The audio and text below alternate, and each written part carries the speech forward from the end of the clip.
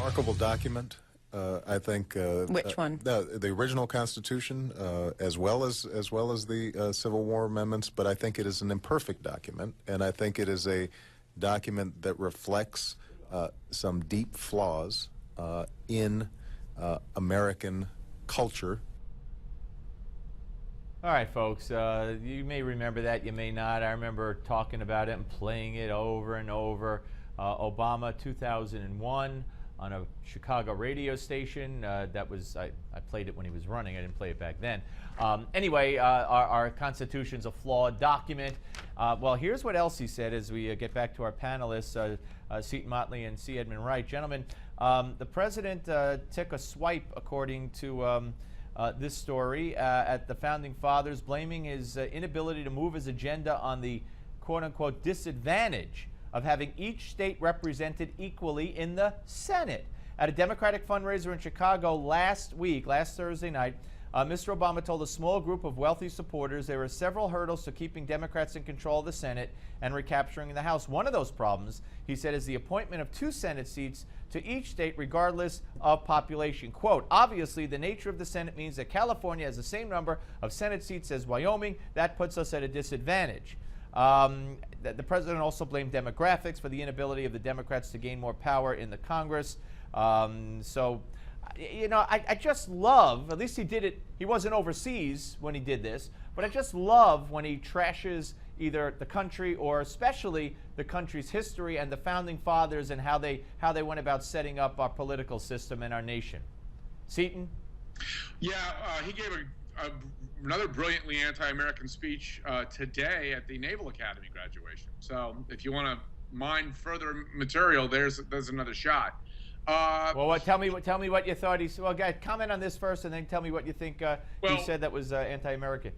Well, first of all, he's ignorant on stilts because there's a reason that each state got 2 senators. It was a compromise with the House, which was based on population. Right, absolutely. The 1787, the Great Compromise is what it was called. It almost fell apart were it not for that compromise. And second of all, what he doesn't understand is the worst thing to happen in this country in a long time is the 17th Amendment, which allowed the direct election of senators. The Founding Fathers originally allowed the state legislatures to pick them, which put the proper balance between the state and the federal governments. How many unfunded mandates would senators vote for if they then had to go back to the state legislatures? They just dump them on and say, hey, please send me back to Washington. That nothing's done more to grow government, in my perspective. That's true. Edmund? That's an interesting take on the 17th Amendment. He's absolutely correct, by the way. But, Steve, what do you expect with the Founding Fathers? They were just a bunch of meat-eating, tobacco-using, gun-toting, God-fearing white guys. Obviously, they couldn't get it right in the eyes of someone as elegant as Barack Obama, the smartest guy to ever trod the soil, as we've been told. But clearly, if he wants to change the Senate, I have a deal for him. We'll do the Electoral College by congressional district and not state. He agrees to that. I'll agree to apportioning the senators. I wonder how that would work out. Well, maybe Harry Reid could just take a vote, declare it done. Well, I'm sure he'd want to check with his buddies, the Koch brothers, first. But yeah, you're right, Harry. And whatever he votes on, he'll fill the tree. Phone or a pen or whatever. So. Seton, you mentioned today, we talked a little bit earlier about the president's West Point address today on foreign policy. What jumped out at you as anti-American? He was again criticizing the lack of the history of foreign imperialism and overreach, and I heard about 8 minutes worth of the speech. And a portion of what I heard was dedicated to lecturing the graduating lieutenants on climate change.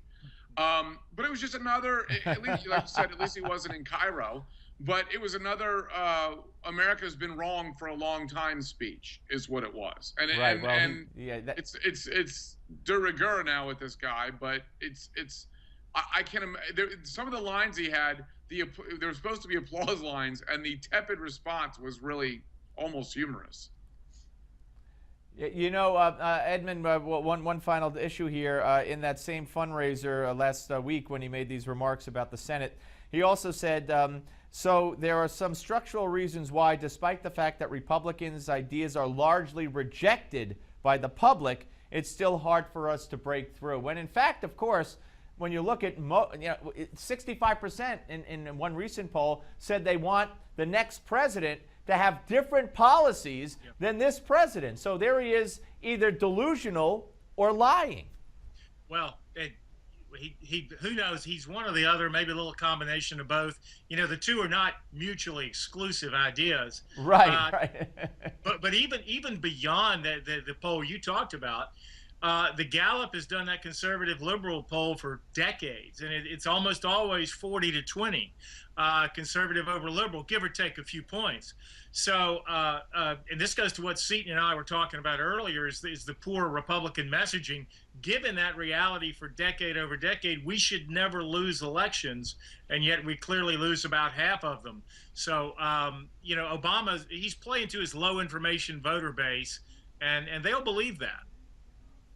Oh yeah, it was probably the Hollywood crowd. They'll believe anything he says. Hey guys, great to talk to you. Thanks for being on the panel. Seton Motley and C. Edmund Wright. Thank you both. Thank you.